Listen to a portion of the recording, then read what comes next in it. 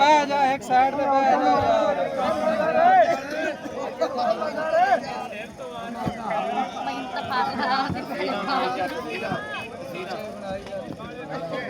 पिछू बना दो मैं बना रहा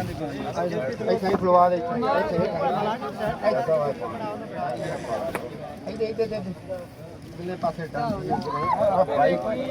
भाई तू एक मिनट पीछे हो जा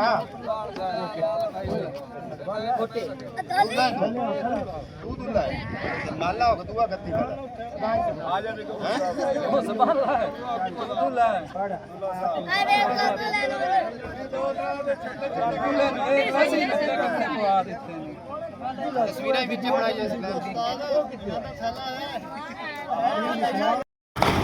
ये जी हम एक बारात है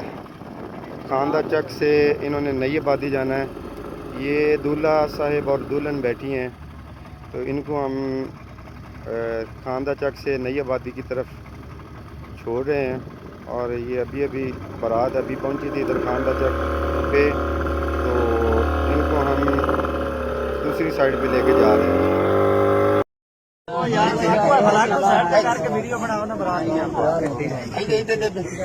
अगले पासे आराम कुछ नहीं जैकेट दे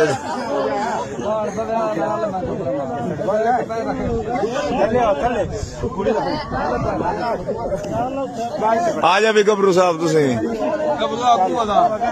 दुल्ला साहब आ जाओ तुसी संभाल ले रहो देखी संभाल लेते ही रहे